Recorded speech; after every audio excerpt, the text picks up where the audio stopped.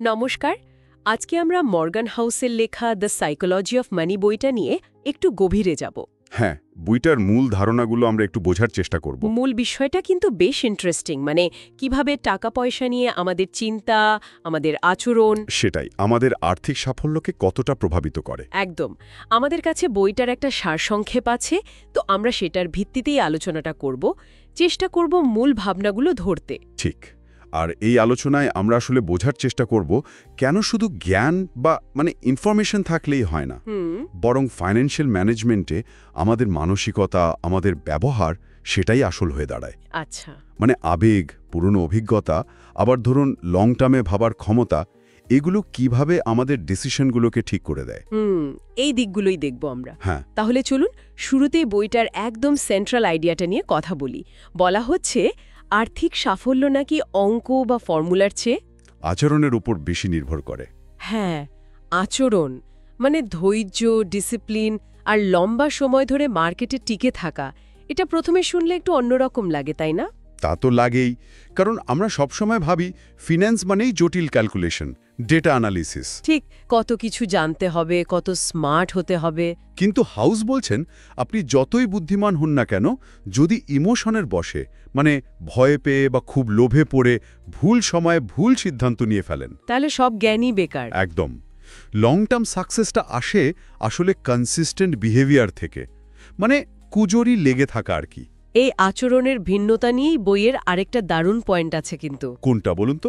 ওই যে বলা হচ্ছে কারো আর্থিক সিদ্ধান্তই নাকি তার নিজের কাছে অযৌক্তিক নয়। ও হ্যাঁ, এটা খুব গুরুত্বপূর্ণ একটা পয়েন্ট।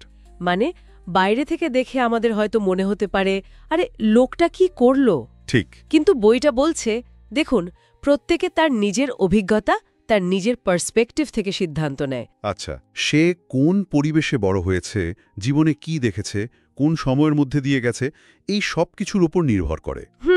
বিল গেটসের উদাহরণটা তো দারুণ এখানে। হ্যাঁ, উনি এমন এক স্কুলে পড়ার সুযোগ পেয়েছিলেন যেখানে একদম অল্প বয়সেই কম্পিউটার ব্যবহারের সুযোগ ছিল, যেটা সেই সময় ক্ষয়ে ছিলই না। একদম বিরল একটা সুযোগ। এটা তো শুধু মেধা নয়, কিছুটা ভাগ্য, তাই না? ঠিক। তো অন্য কেউ হয়তো লটারি কিনছে বা খুব ঝুঁকিপূর্ণ ইনভেস্টমেন্ট করছে, আমাদের মনে হতে পারে অযৌক্তিক, কিন্তু তার হয়তো এমন কোনো অতীত অভিজ্ঞতা আছে যা তাকে ওই দিকে ঠেলে দিচ্ছে। এখানে ভাগ্য আর ঝুঁকি দুটোকেই আমাদের হিসাবে ধরতে হবে। এই যে ব্যক্তিগত প্রেক্ষাপট, এই ব্যাপারটা বুঝতে পারলে তখন সম্পদ নিয়ে আমাদের ধারণাটাও যেন একটু পরিষ্কার হয়। কিভাবে?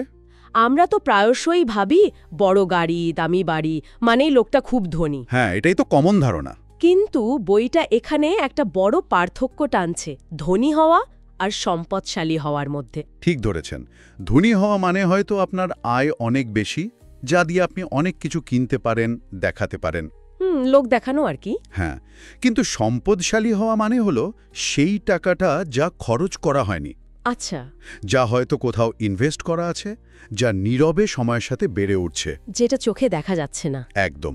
কিন্তু এটাই আপনাকে ভবিষ্যতের জন্য আর্থিক স্বাধীনতা দেবে, নিজের সময়ের ওপর নিয়ন্ত্রণ দেবে। আসল সম্পদ তো এটাই, ভবিষ্যতের সুযোগ তৈরি করা। আর এই নীরবে সম্পদ তৈরির মূল মন্ত্রটা কি? বইতে বলছে কম্পাউন্ডিংয়ের শক্তি। হ্যাঁ, চক্রবৃদ্ধি। ওয়ারেন বাফেটের উদাহরণটা এখানে একেবারে পারফেক্ট। ঠিক।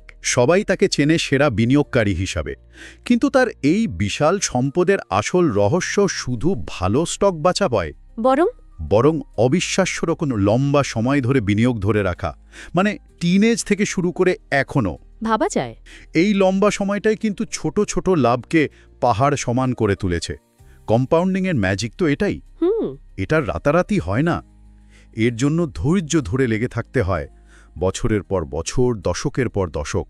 এই যে লম্বা সময় ধরে লেগে থাকা, এর জন্য তো একটা প্ল্যান দরকার। কিন্তু আমরা প্রায়ই চেষ্টা করি একদম নিখুঁত, পারফেক্ট একটা প্ল্যান বানাতে। হ্যাঁ, সেখানেই বইটা একটু অন্য কথা বলছে। কি রকম?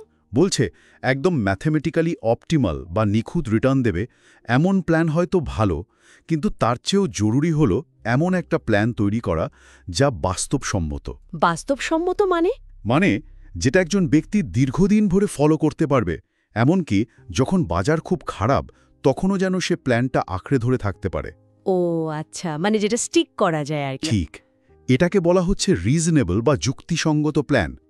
পারফেক্ট না হলেও চলবে যদি আপনি সেটা ধরে রাখতে পারেন। আর এর সাথেই আসে মার্জিন অফ সেফটির ধারণাটা, মানে ভুলের জন্য একটু জায়গা রাখা। কেন? কারণ ভবিষ্যৎ তো অনিশ্চিত, তাই না? যে কোনো সময় আয় কমে যেতে পারে, হঠাৎ বড় খরচ এসে পড়তে পারে। ঠিক। তখন এই সেফটি মার্জিনটা আপনার প্ল্যানটাকে ভেঙে পড়া থেকে বাঁচায়। এটা অনেকটা আপনার প্ল্যানের মধ্যে একটা বাফারের মতো।